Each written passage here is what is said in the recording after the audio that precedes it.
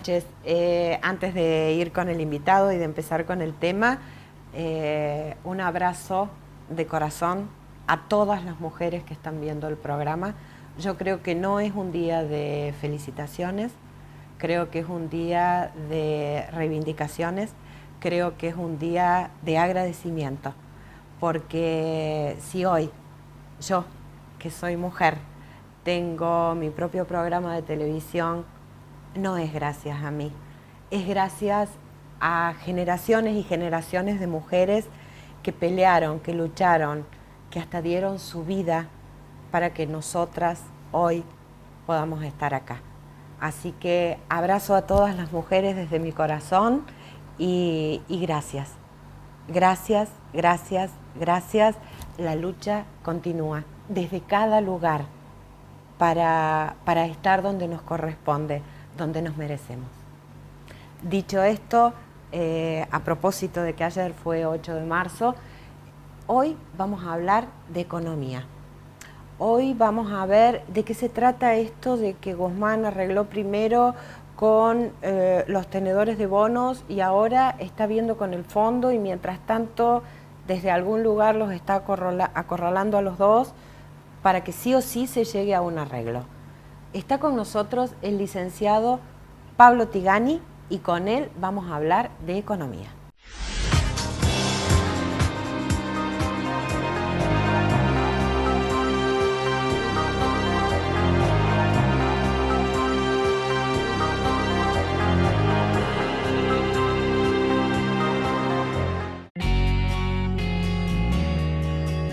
Amo la música, amo cantar. Y cada día es un nuevo desafío. Al momento de hacer una pausa, elijo los nuevos yogures Delicious de Manfrey. Sabores tiramisú y lemon pie. Riquísimos. Un sabor tan intenso como el de mis canciones. Me gusta Delicious, me gusta Manfrey. Manfrey, eso que te gusta.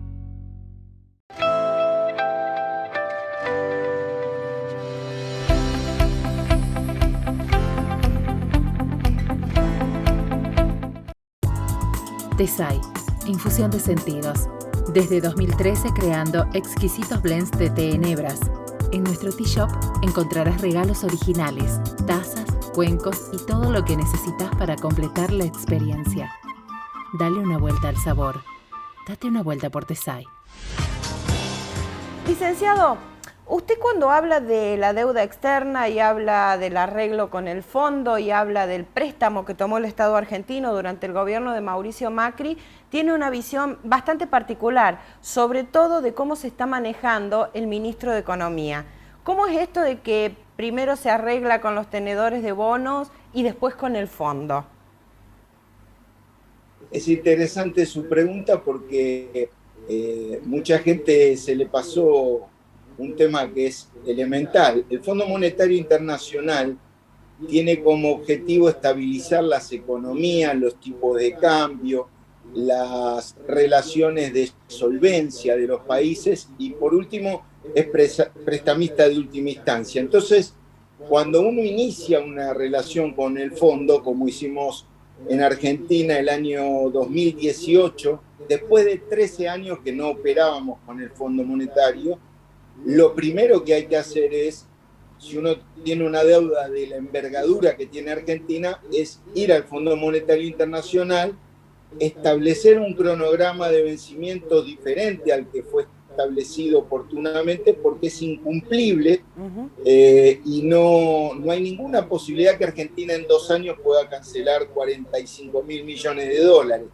Entonces, lo que ha sido extraordinariamente estratégico en términos de política económica es que el ministro de Economía, seguramente obviamente con la aprobación del presidente de la Nación, han comenzado por la reestructuración de la deuda con los acreedores privados y ahora inicia con el Fondo Monetario Internacional.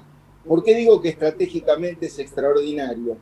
Porque el hecho de tener la deuda privada reestructurada hace que el Fondo Monetario Internacional tenga que llegar a un acuerdo con Argentina o los papeles los títulos en poder de los terceros se van a caer a precios absurdos, ya cayeron un 30%, y si el fondo se pone muy difícil, los privados van a perder mucho dinero. Claro, es estratégico desde el lugar de la negociación porque lo encierra al fondo en esto de, bueno, sí o sí nos tenemos que sentar y tenemos que arreglar dada esta circunstancia.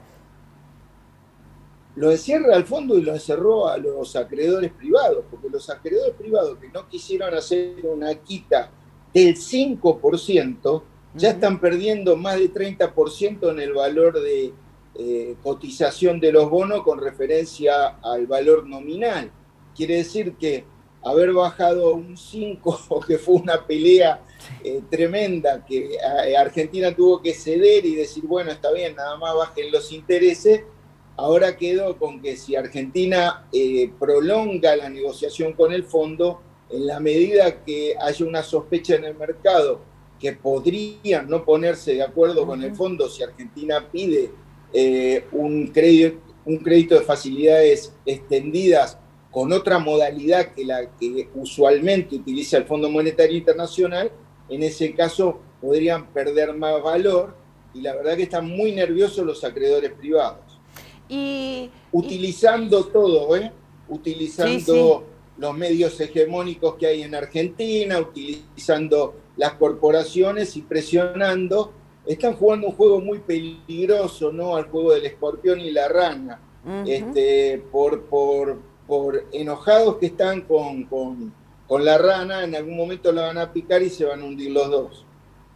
Ahora, yo la verdad que de tribunales internacionales uno no entiende, pero está bien que el fondo nos haya prestado el 60% del dinero que tenía para préstamos a otros países o a todos sus clientes, entre comillas, solamente a Argentina.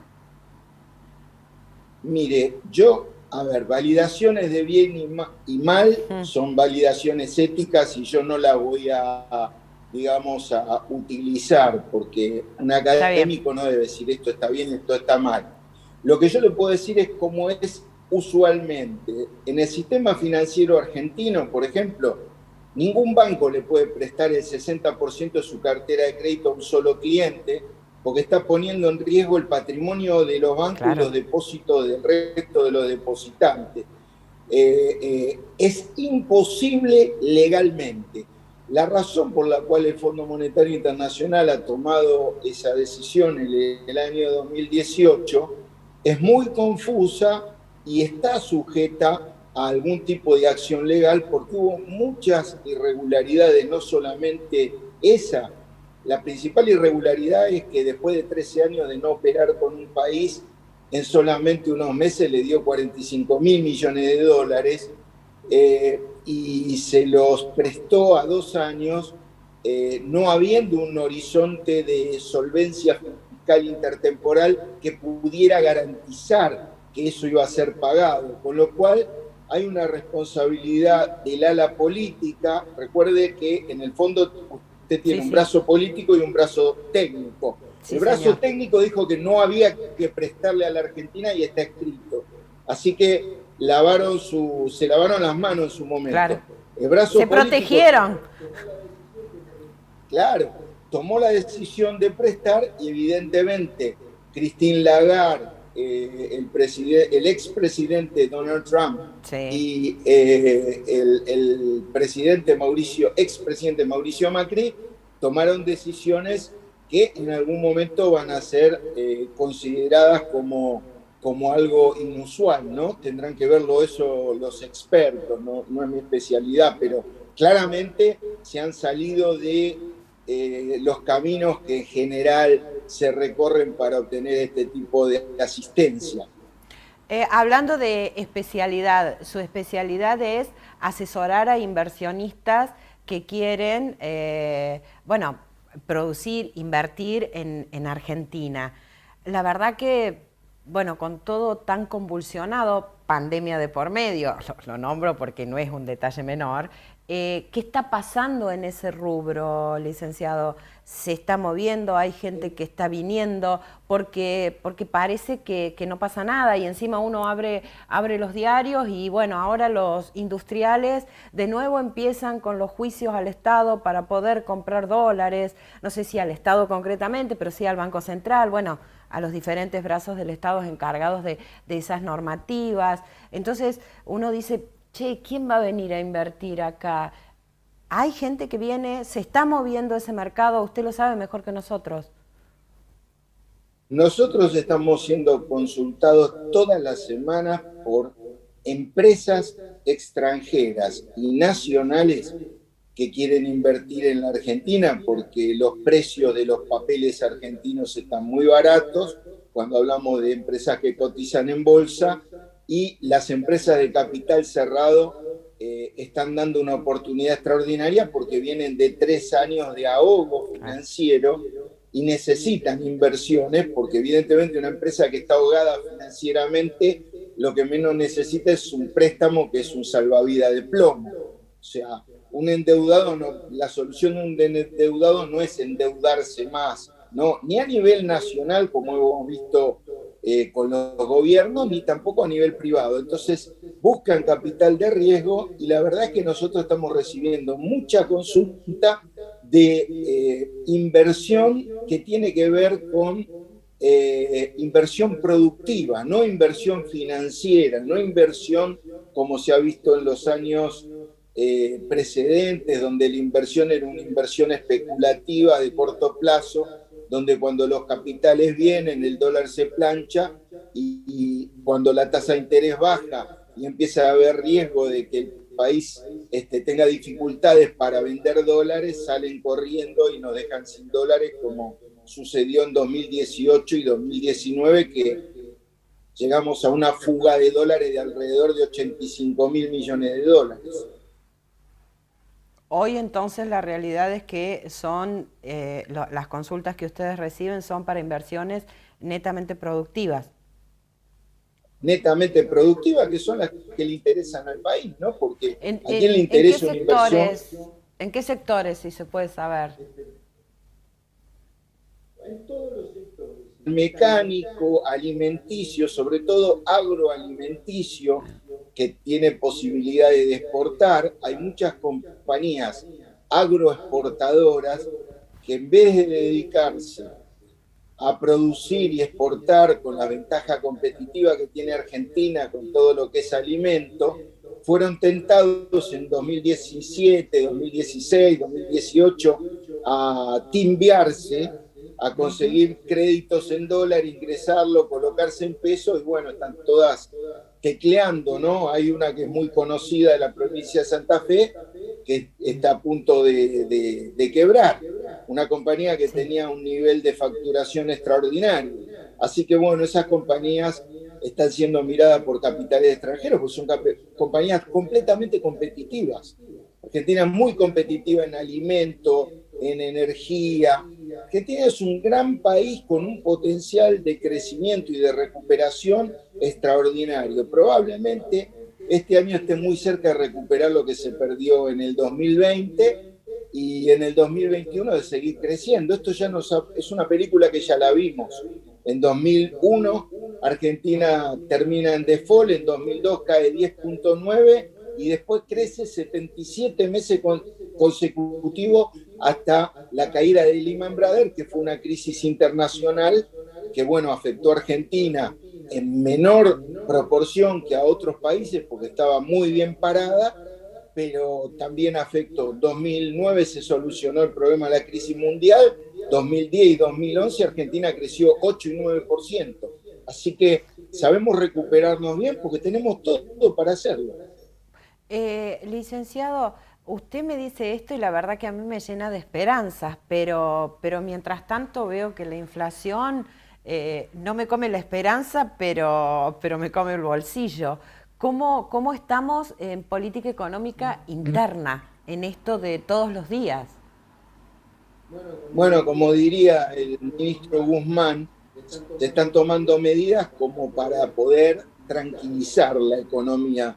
Es decir, estamos experimentando una convergencia fiscal en este momento, que es una disminución del déficit fiscal que se produjo el año pasado como consecuencia de la pandemia, donde la mayoría de los países del mundo han tenido hasta el doble de déficit fiscal del que tuvo Argentina. Entonces, este año se va a reducir a prácticamente la mitad de lo que fue el año pasado, y esa convergencia fiscal hace que la necesidad de financiamiento con emisión monetaria disminuya, y esto va a ir convergiendo. De todos modos, la inflación de estos meses, la de febrero, probablemente la del marzo por razones del comienzo de las clases y todo eso, sea una inflación que no va a reflejar en promedio lo que va a ser la inflación del año.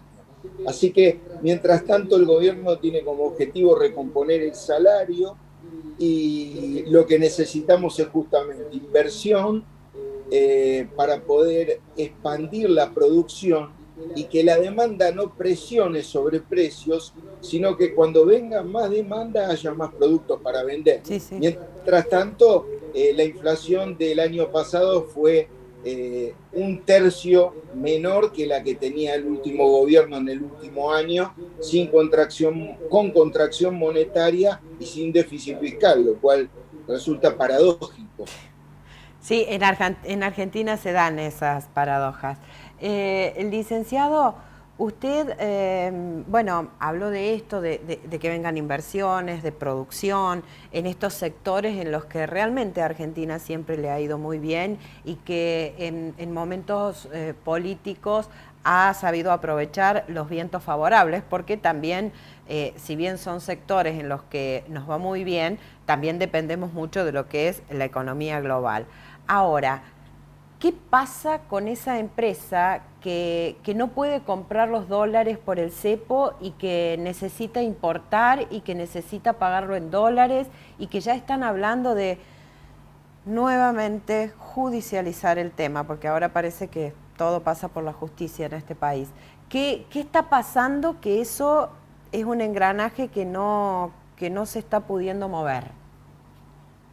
Bueno, Argentina terminó 2019 con menos de 10.000 millones de dólares de reservas netas, sin crédito internacional, en default, porque se había reperfilado, no sé si usted recuerda esa palabra que se utilizó para decir que habíamos defaulteado la deuda en pesos, y prácticamente había quedado el Banco Central quebrado. No había divisas para hacer pagos de ningún tipo porque se había fugado, se las habían dado en las licitaciones a todos aquellos que quisieran en ese momento recibirlas, hasta que llegó un momento que el gobierno anterior puso un cepo al dólar. Sí. Y empezó con lo mismo que había terminado el primer día. Los primeros días el gobierno anterior levantó el cepo y antes de irse metió el cepo de vuelta. Así que la diferencia es que en Argentina en ese momento estaba desendeudada y tenía posibilidades de poder tomar préstamos internacionales. De hecho, tomó 160.000 millones de dólares prestados, que fueron para cancelar deudas y que fueron también para tener nuevas deudas, porque la deuda aumentó en su relación deuda-PBI al doble. Argentina hoy no lo tiene, hoy no podemos ir a pedir prestado. Entonces, la administración de las reservas se está haciendo con mucho cuidado. Lo que se está haciendo es recomponer reserva. El Banco Central hace 2 meses que está comprando dólares en forma neta, y bueno, una vez que se recompongan las reservas, esto va a tender a disminuir esta dificultad. Claro. Pero mientras tanto estamos en el medio de una pandemia, no podemos hacer abstracción, no se puede analizar la economía ni la política de un país haciendo abstracción de que estamos en medio de una pandemia mundial, donde el país más importante del mundo tuvo una caída del PBI de 500.000 millones de dólares, 3,5 puntos, que es equivalente a un PBI medio argentino, Estados Unidos. Nada más ni nada menos que Estados Unidos refleja una pérdida de 3,5 puntos, que es alrededor de un PBI y medio argentino.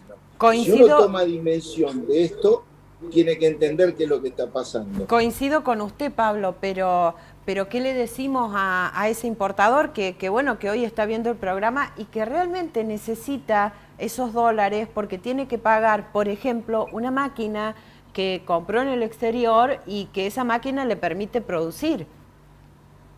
Bueno, yo no escuché casos donde haya falta de dólares para importar bienes de capital. Sí encontré alguna dilación o demora en lo que son bienes suntuarios o sustitutos de importación que se pueden hacer en la Argentina.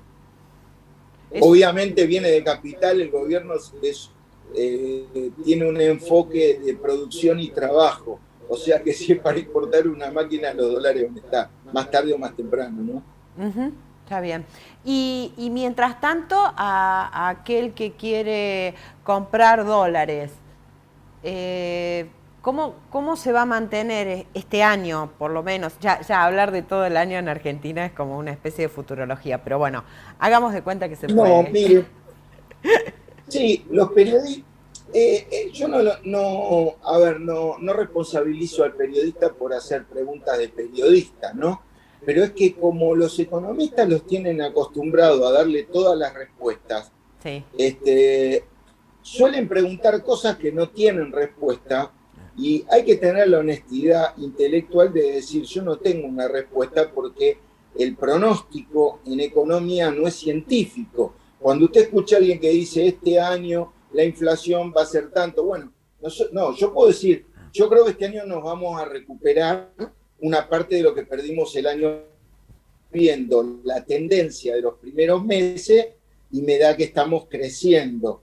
Hay 6 meses consecutivos de crecimiento de la industria, evidentemente la actividad se está moviendo más que el año anterior cuando uno mira en forma interanual e intramensual también.